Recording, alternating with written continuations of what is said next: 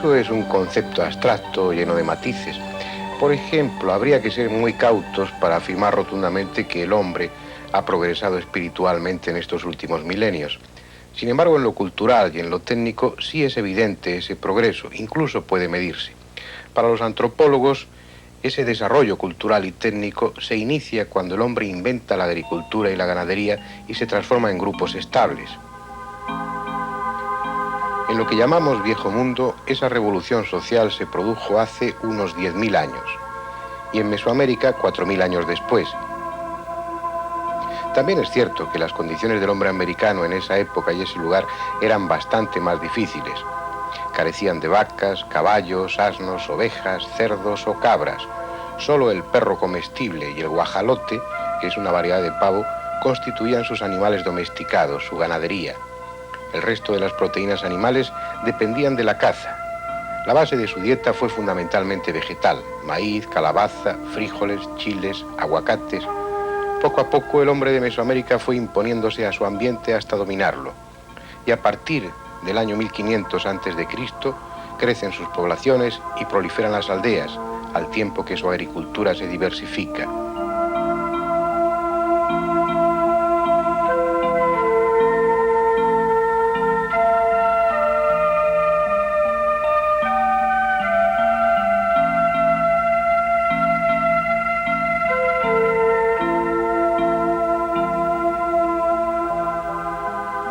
Aparece una cerámica ornamental y sus figurillas de barro demuestran que se ha establecido un orden social, una jerarquización de clases.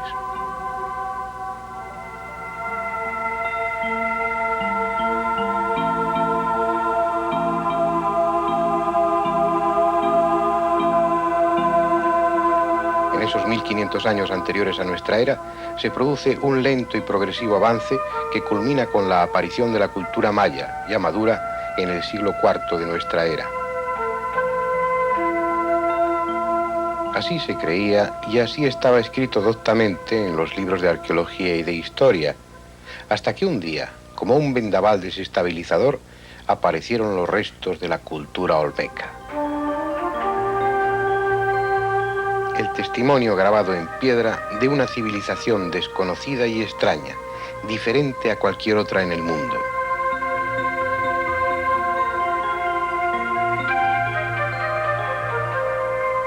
Ajena al resto de los conceptos estéticos de ese lugar de América y de cualquier lugar de este planeta. Original, absurda, inquietante, escapando al concepto que hasta entonces se tenía del pasado de México, rompiendo todos los esquemas arqueológicos.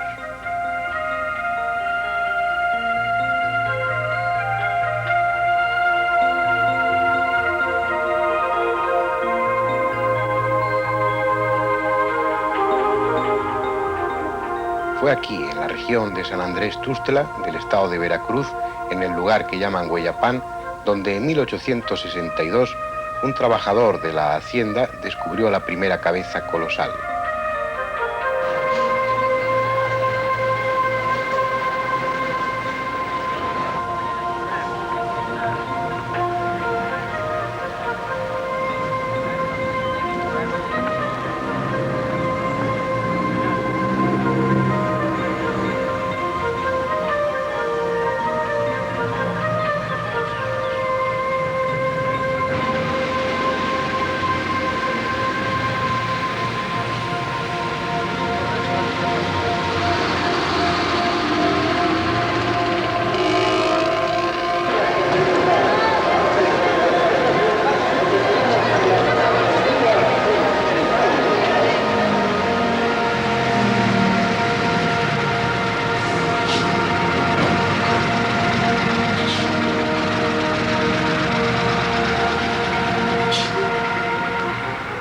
Siete años después, el Boletín de la Sociedad Mexicana de Geografía y Estadística publicaba una breve nota firmada por José María Melgar Serrano. En tanto que obra de arte es, sin exageración, una escultura magnífica. Pero lo que más me ha asombrado es el tipo etíope que representa. He pensado que sin duda ha habido negros en este país, y ello en las primeras edades del mundo.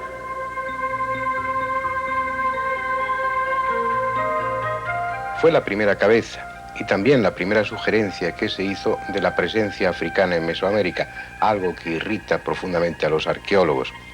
En aquella época, además de esa cabeza colosal, se hicieron otros descubrimientos olmecas, pero pasaron desapercibidos, porque los arqueólogos y los viajeros estaban pendientes, entusiasmados con lo maya, que en ese momento estaba surgiendo con todo su esplendor. Hubo que esperar al año 1925 a dos investigadores, Franz Blum y George Lafargue, que fueron los que abrieron la puerta de este siglo a esa cultura que procedía del más lejano pasado.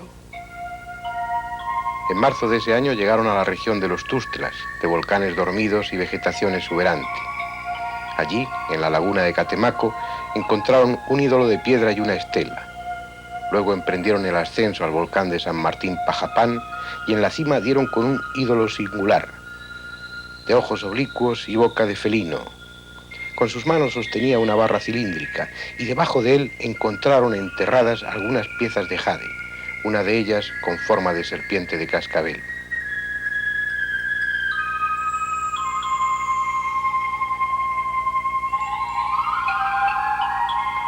Más allá de esa zona, ya por los límites de los estados de Veracruz y Tabasco, dieron con una región de tierras bajas, abundante en lagunas y pantanos. Y fue remontando el río Blasillo, un afluente del Tonalá, como dieron con una isla rodeada de marismas, La Venta. Allí encontraron un bloque de piedra de más de 2 metros, entonces tumbado y medio cubierto por la vegetación. Era una estela con un personaje esculpido, cubierta su cabeza con un bonete y vestido con lo que parecía una falda.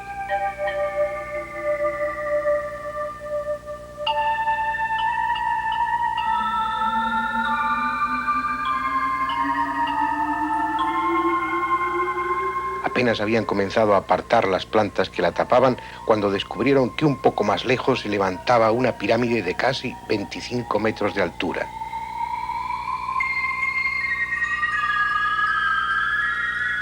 Después fueron varios monolitos labrados que consideraron altares, uno de ellos con un nicho por el que asomaba un personaje sentado y que a un lado tenía una hermosa figura tallada a la que el tiempo y los elementos le habían dado un gesto doliente, como si experimentara el más profundo desamparo, algo que contrastaba con el personaje frontal, también deteriorado por el tiempo, pero dueño aún del aire decidido y firme de quien está dispuesto a defender la entrada hasta las últimas consecuencias.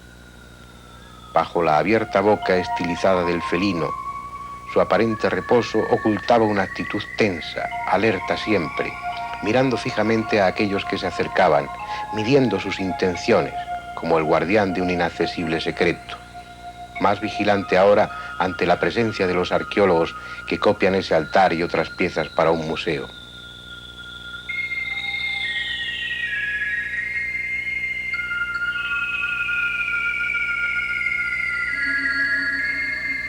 Luego fueron varias estelas más lo que apareció ante su vista y finalmente una enorme roca con forma de campana que resultó ser una cabeza colosal enterrada en la tierra húmeda, la segunda gran cabeza olmeca, descubierta más de 60 años después que aquella que apareciera en Hueyapán.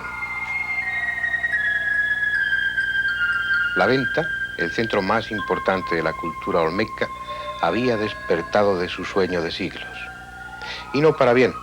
Lo que no pudieron destruir la selva y los pantanos fue víctima de la civilización industrial. Bajo sus ruinas fue descubierto petróleo y el lugar supo de camiones y excavadoras. Donde en otro tiempo hubo aroma de copal encendido, hoy se expande el humo de una refinería. Donde antes reinó el silencio, se oye ahora el bronco rugido de los aviones. Una pista de aterrizaje parte en dos la zona que habitaron los olmecas de La Venta. Pero ¿por qué esa cultura es tan importante y desestabilizadora? Hay varias razones. La primera, porque no encaja en el orden cronológico que había formulado hasta entonces. En 1955 se encontraron en La Venta restos de madera carbonizada. Al tratarse de un material orgánico, se pudo aplicar la técnica del carbono 14 para determinar su antigüedad. Y así se supo que desde el año 1154 a.C. los olmecas ya estaban instalados en aquel lugar. Hace más de 3000 años, cuando teóricamente en México no debiera haber otra cosa que pueblos al inicio de su desarrollo cultural, aparece una civilización en la cumbre de su madurez, una cultura extraordinaria de la que hasta ese momento nada se sabía. Las otras razones están en las muestras de su arte depurado, tan bellamente realizadas como desconcertantes por lo que en ellas aparece. En jade, en piedra o en cualquier otro material, las figuras de rostro aniñado y quejoso, como el retrato de una raza desconocida o la representación de una enfermedad genéticamente transmitida. ¿Eran seres especiales para los olmecas o se trataba de dar forma física a un mito? Porque lo cierto es que en sus bajorrelieves y esculturas convivían gentes normales con estas raras criaturas.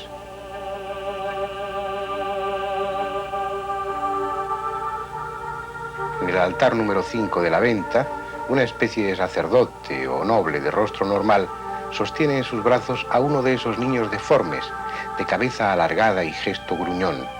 Junto a esa galería de seres inquietantes hay una abundante muestra de arte realista, con personas normales, espléndidamente retratadas, como el célebre luchador, que otros interpretan como un jugador de pelota, y que todos los japoneses que visitan el museo identifican como un miembro de su raza, pequeña barba incluida. Los olmecas fueron maestros en reflejar la realidad fielmente, en captar el gesto, la actitud graciosa, y nos dejaron así el testimonio de una sociedad formada por gentes normales. ¿Quiénes eran los otros, esos seres enigmáticos de cabeza cilíndrica y ojos hendidos? Dioses, espíritus protectores, los últimos ejemplares de una raza desaparecida, están presentes en lugares que hacen pensar que se trataba de ofrendas, pero nadie sabe ya si eran personajes inventados o los miembros de una estirpe que deformaba sus cabezas, como harían después los mayas y los incas. Lo que sí se sabe es que en sus ideas religiosas el jaguar era un símbolo predominante y que sus atributos aparecen mezclados con los humanos en una combinación de aspecto feroz. Esa mezcla de atributos se resume con frecuencia en la boca, de labios gruesos y en un gesto de eterno gruñido. La misma fusión de hombre y jaguar que plasmó en sus bajorrelieves otra cultura lejana, contemporánea de la olmeca, allá en plenos Andes, en Chavín de Huántar. La misma idea, el mismo concepto, el mismo símbolo. Porque era necesariamente un símbolo. Los olmecas, como las gentes de Chavín de Huántar, tenían las mismas razones para adorar al jaguar que podamos tener nosotros ahora mismo. El hecho de que fueran 3000 años viejos no quiere decir que fueran menos inteligentes que los hombres de ahora mismo. El jaguar era necesariamente un símbolo, tal vez la expresión del sol en su tránsito nocturno, como sucedía en Chichén Itzá, pero también es posible que respondiera a un concepto más elaborado, más espiritual, como por ejemplo la paloma en la iconografía cristiana, que está representando al Espíritu Santo, o los hombres con alas, para sugerir la elevada espiritualidad de los ángeles. Sea por una u otra razón, el jaguar de los olmecas inundaría toda Mesoamérica, perpetuándose en casi todas las culturas posteriores, aunque su valor simbólico fuera alterándose al socaire de otras influencias religiosas, conviviendo o adaptándose a la iconografía propia de los dioses locales, como los otros símbolos que caracterizaron las viejas religiones mexicanas, la serpiente y el águila, presentes ya en el mundo espiritual olmeca. Esa serpiente erguida y poderosa que parece proteger al sacerdote, cuya cabeza asoma por las fauces abiertas de una máscara de jaguar, en el monumento 19 de la venta.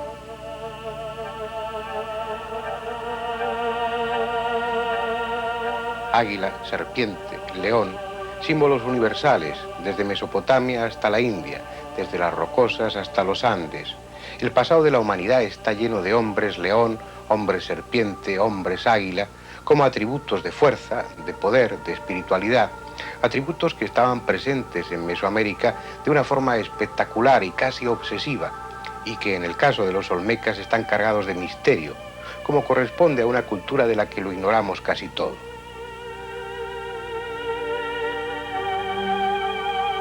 Por no saber, no sabemos ni cómo ellos se denominaban a sí mismos. El término olmeca se les asignó arbitrariamente. Significa habitantes del país de Lule, que era como los aztecas llamaban a los que 2500 años después habitaron en esa región. Tampoco sabemos su raza. La humedad y acidez del suelo han desintegrado los restos de sus tumbas.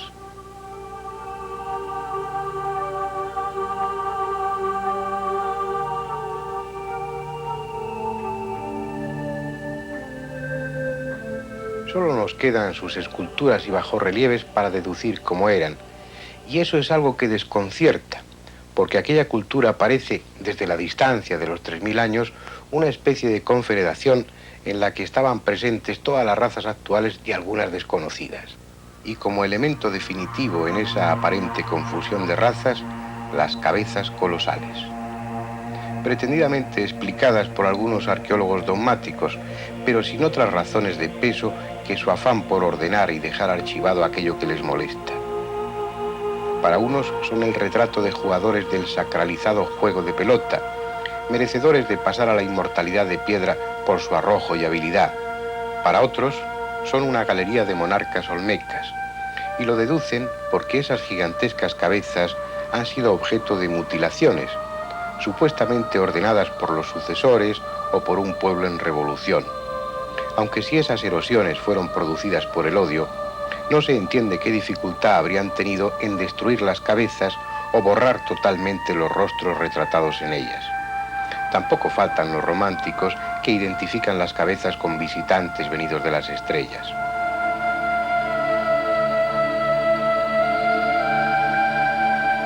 Hasta ahora se han encontrado 15, 8 en San Lorenzo, 4 en La Venta y 3 en Tres Zapotes, pero es probable que haya otras muchas ocultas o enterradas. Lo primero que llama la atención en ellas es su tamaño. Una, la encontrada en Cobatá, mide casi 3,5 metros de altura y pesa alrededor de 65 toneladas.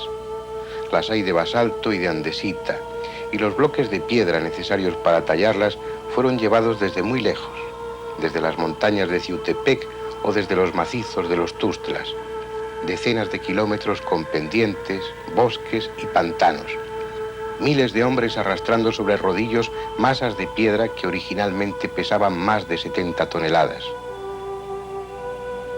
Semanas, meses de un gigantesco esfuerzo hasta colocarlas en el lugar predeterminado y tallarlas después con cinceles de pedernal. Un trabajo así solo se hace cuando se tienen poderosas razones. Y en el mundo antiguo, las más poderosas razones que movían al pueblo eran las religiosas. Otro elemento a considerar es las facciones de los personajes retratados. Nariz aplastada, labios gruesos y ausencia de aristas o salientes, lo que les da esa apariencia negroide que tanto ha hecho especular sobre la presencia de africanos en América antes de su descubrimiento oficial. Lo que está claro es que los que esculpieron esas grandes cabezas tuvieron interés en que éstas se aproximaran a un cilindro o una esfera. Y eso pudo ser por criterios artísticos o por criterios funcionales. Un cilindro o una esfera es mucho más fácil de trasladar que un bloque irregular de piedra. Es posible que las cabezas fuesen talladas parcialmente en la misma cantera y luego terminadas en el lugar que les correspondía. Puede también que esa esfericidad respondiese a motivos religiosos, que se tratase de divinidades asociadas al círculo, el sol, la luna, quién sabe si la misma tierra. Aunque tal vez sean lo que a primera vista parecen, y a pesar de todo sí haya habido gentes de raza negra en el pasado de Mesoamérica. O si no, ¿a quién corresponde esta pequeña cabeza exhibida en una vitrina del Museo Nacional? Fue encontrada en la zona de Veracruz. Ustedes juzgarán a qué raza pertenece. Solo ustedes, porque no hay quien pueda decir la última palabra sobre los hombres que habitaron en tiempos pasados esa parte del mundo.